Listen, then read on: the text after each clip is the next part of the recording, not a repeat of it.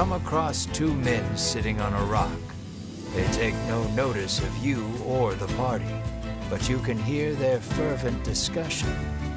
You listen in and deduce that they are a pair of thieves.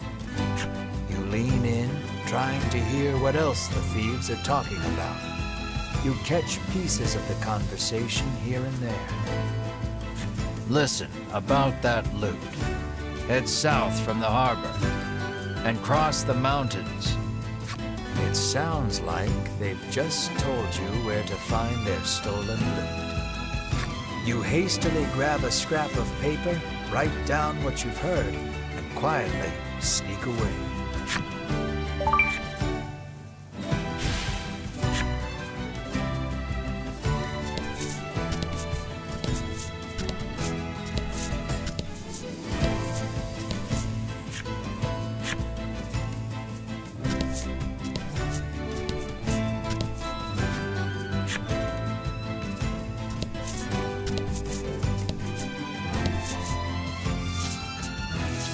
Look, you two, it's the sea, Gridis exclaims, frolicking in glee. You, on the other hand, trudge along as far as you can from the coast, ignoring the hair sticking to your forehead.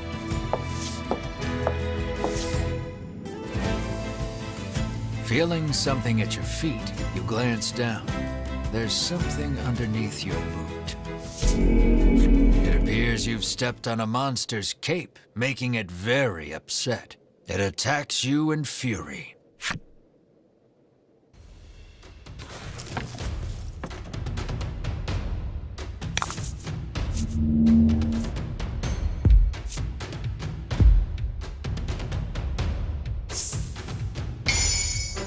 Don't hold back.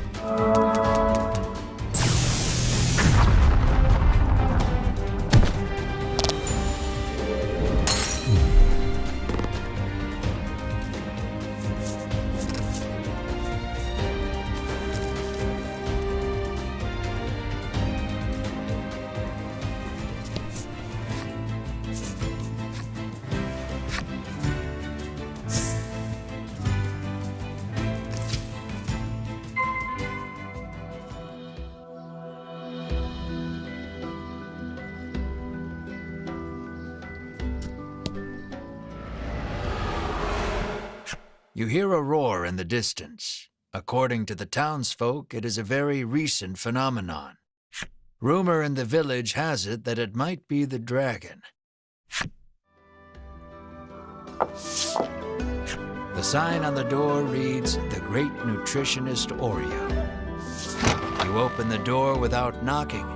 "Is anyone home?" you call. A muscular man emerges from the back.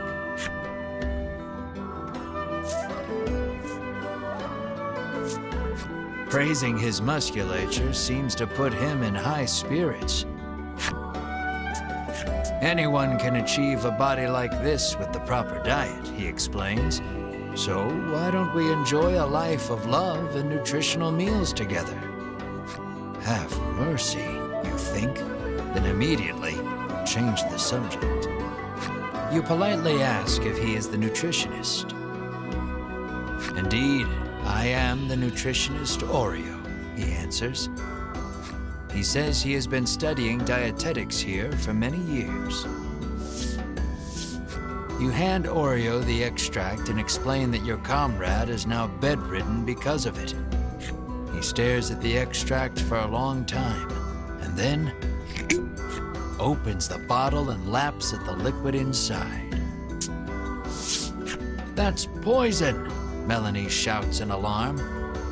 The man insists that he'll be fine with his expertise of nutrition, and insists that knowledge is power, as if that will help somehow.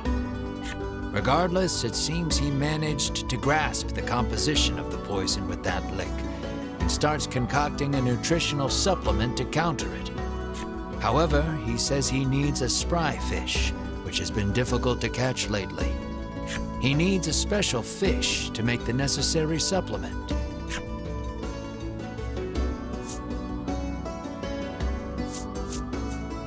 You ask if there isn't anything he has at the ready that can help.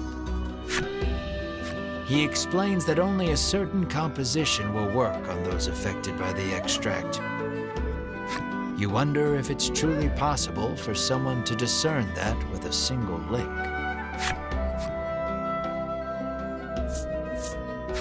When he explains that you can catch one in the surrounding sea, Riddis confidently interjects.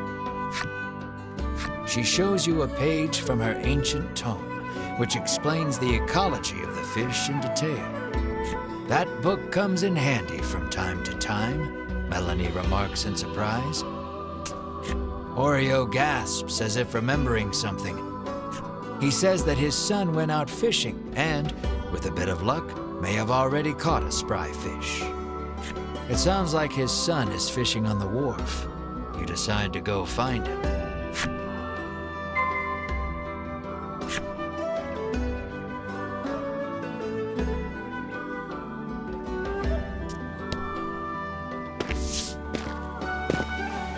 You see a young man with his line in the water and call out to him. He turns around and flexes, shouting out suddenly, "Power is power." You stare, enchanted by his bulging musculature. There is no doubt in your mind that this is Oreo's son. He asks if you have business with him. Praising his musculature seems to have put him in high spirits. Anyone can achieve a body like this with the proper exercise, he explains. So why don't we cast our needless garments aside and train together? Have mercy, you think, then immediately change the subject. Though you are pretty sure of the answer, you ask the young man if he is the nutritionist's son. That I am, he answers. He introduces himself as Bruno and says he is learning to be a nutritionist like his father. You introduce yourself, expressing to him that you are a hero on a journey and require a spry fish to save your ill comrade. His eyes begin to sparkle the moment you utter the word hero, and he becomes engrossed in your tale. More or less grasping the situation, he regrets to inform you that he has not caught any spry fish yet. He says that a monster has settled near their town, and its thundering roars have scared most of the fish away. You know Oreo needs a spry fish to make that supplement. Hearing the despair in your voice, Bruno speaks, his words like an ember in the dark. Tells you that there is a harbor near town where fishermen gather. Perhaps you can find the fish you seek there. You thank him for the information, then head to the harbor with your comrades. Just as you are about to leave, Bruno offers to escort you there. Is it a reward you're after? You are about to ask, but Melanie smacks you on the head before you can voice it and allows him to come along.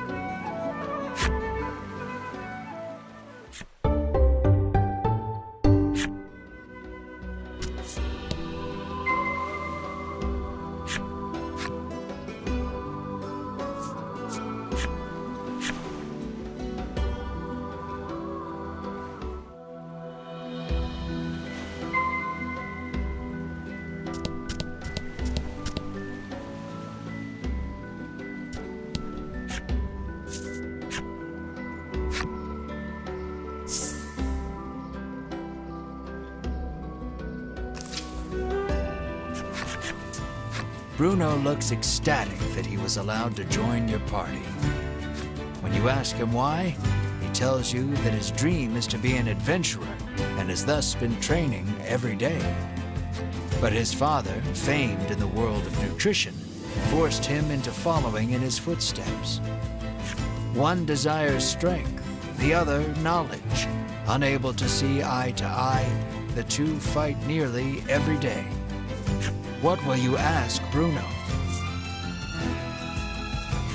You ask Bruno about his sword arm, saying you are something of a swordsman yourself. Bruno replies that he specializes in hand-to-hand combat, then flexes his bulging biceps as proof.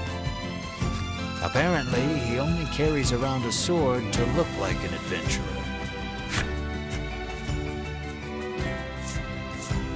Curious about his attire, you ask why he does not wear armor. He confessed that he once wished for armor, but deemed it unnecessary after gaining so much muscle. In that moment, you realize something. While his passion for being an adventurer is true, he is dumber than a sack of rocks. The words "birds of a feather flock together" run through your mind, but you quickly chase them away, afraid of what that means for you.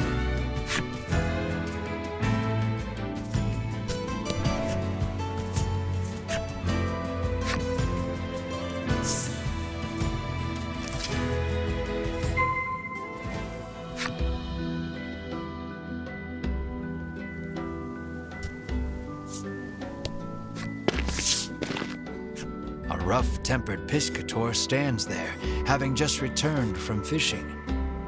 Mars' fate rests upon this man's haul. Terrible, he says, showing you the few fish he's caught. Inside, you see a spry fish, Bruno shouts. You ask him if you can have the spry fish, but he says he won't give it up for free.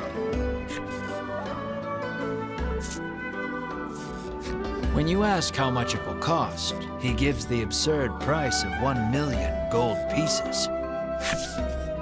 You're heartless, Ridis pouts. The man is enraged by the rude response. Just then, Bruno prances forth and shouts, "Stop right there!" Your fisherman muscles are simply sublime, he exclaims. He challenges the man to a competition of muscles with the spry fish as the prize. The piscator seems interested and agrees on one condition. If you lose, you must become my servant. This one's all yours, Melanie says, patting you on the shoulder. Then let the carnival of might and muscles begin, Bruno roars, completely fired up.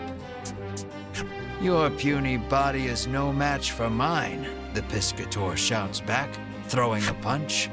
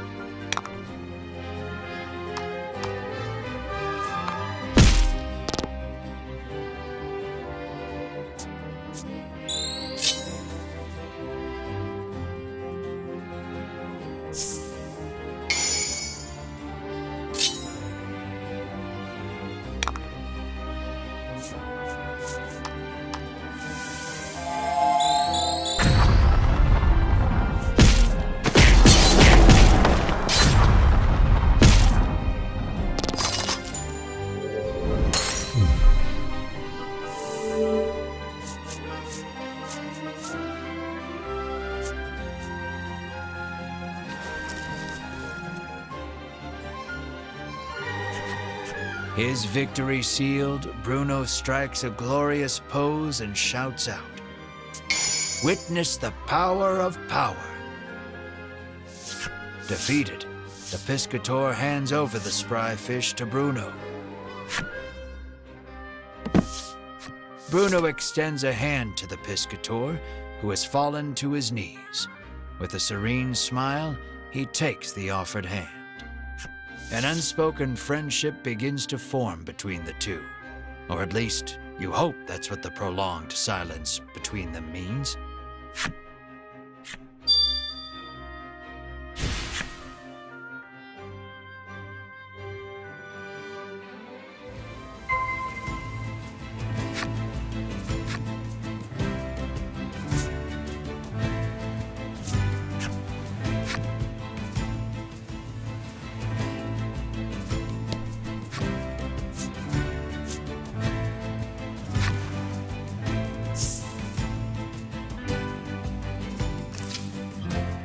With the spry fish in hand, you head back towards Oreo's clinic.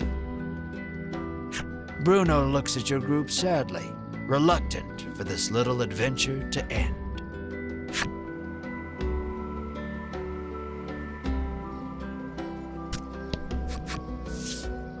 You hand the fish to Oreo and ask him to make you the supplement.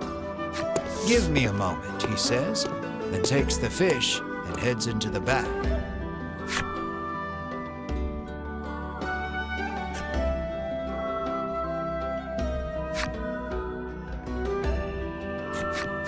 "It's ready," he says, emerging from his room and handing you a bottle.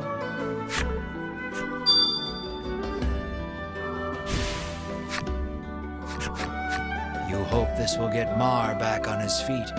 You need to get back to Unionville on the double. But before that...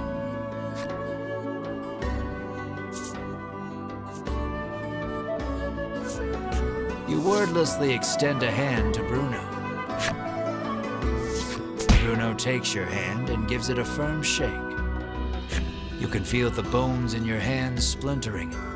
You just hope Bruno has enough self-restraint not to shatter them completely. You make a mental note never to shake hands with him again, then turn to leave. But Bruno stops you and says he wants to journey with you just a little longer. But Oreo is quick to douse the flames of his desire. You will stay here and study, he commands. "Then you leave me no choice," Bruno's expression reads as he raises both hands behind his head and squats at hyper speed.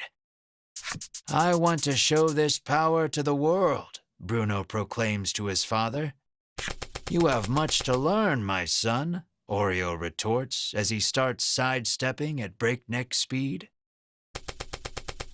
Only the sound of their labored breathing and bodies moving resonates through the otherwise silent room. You can only look on in stunned silence at the enigmatic display.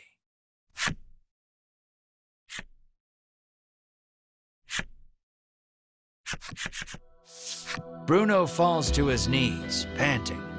"This is my limit." "You have grown, my son," Oreo says, looking no worse for wear. "So are you coming with us or not?" Melanie interjects, ever the blunt one. "Only our muscles know the answer," comes Bruno's cryptic reply. "I don't get it," Ridis remarks frankly. On the condition that he study nutrition upon his return, Bruno is allowed to go with you for just a little while longer. You realize that these two have a very special way of talking that no one else can understand.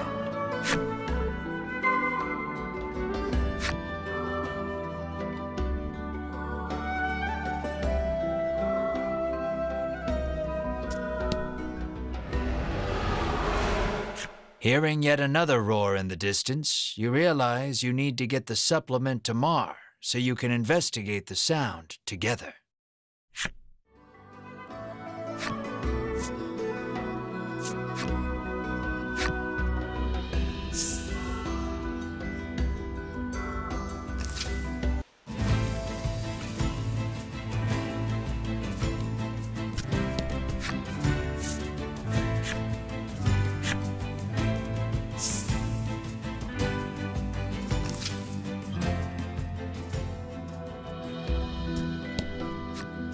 Any travelers with magical little critters can stay for free, the innkeeper informs you.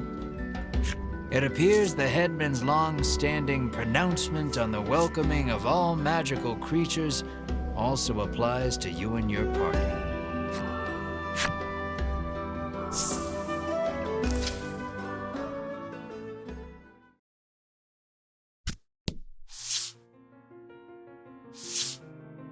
Mar lies listlessly upon the bed, looking somewhat haggard. You help Mar sit up. "Drink this, Mar," you say to him gently.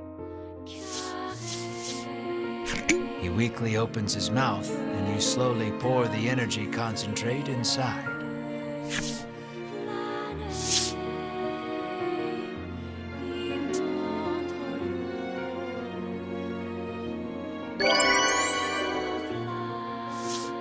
Mar abruptly bolts up and turns his head toward you with a puzzled look.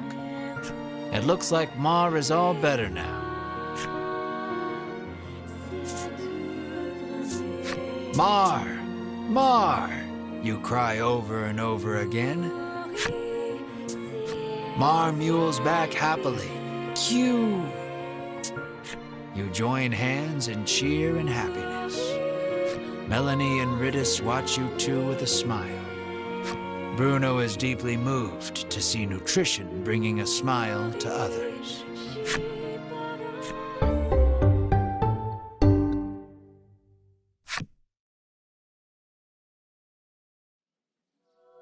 With this, you can finally put the happenings of that strange village behind you.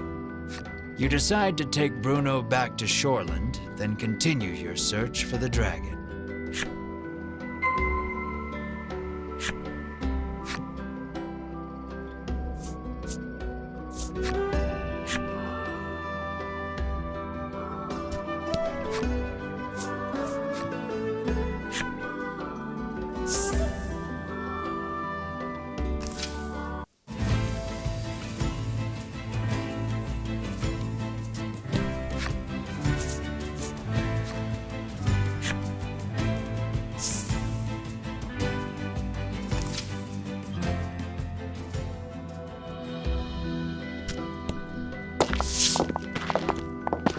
You arrive at Bruno's house. Though he seems to want to adventure a little more, he reluctantly enters his house. You ask Oreo if he knows anything about the monster behind that mighty roar. He says that the creature nests atop a tower not far from town. With that, your next destination is decided. Here, you will part ways with these two, but you owe a great deal to the nutritionist and his son. Bruno looks at you, his eyes begging you to let him come along. What will you say?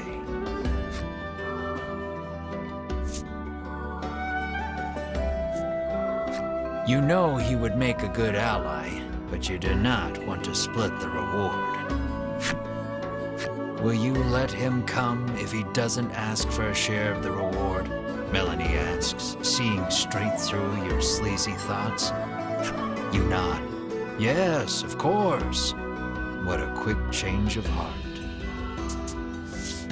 Bruno is happy he can continue the journey, but Oreo stops him before he can get carried away. You must stay here and study, Oreo says. Bruno explains that the journey thus far has taught him the splendor of nutrition, and he now wishes to travel the world to deepen his knowledge. After hearing his son out, Oreo suddenly removes his glasses. And in the blink of an eye, the flesh of Bruno's cheeks, pectorals, and abdomen recess. And Bruno is lifted off his feet with a dull roar. Your eyes go wide at Oreo's assault, which was too fast for your eyes to catch. Knowledge of nutrition can help save lives, but also strike down enemies, Oreo says softly.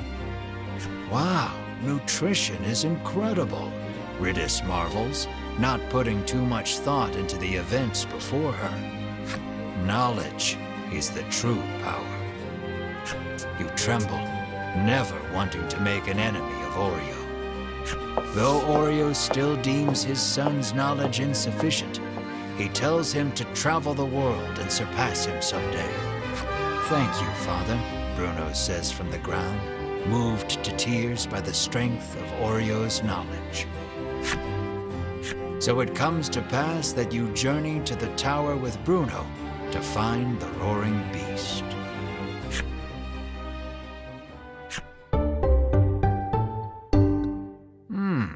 Yet another colorful character.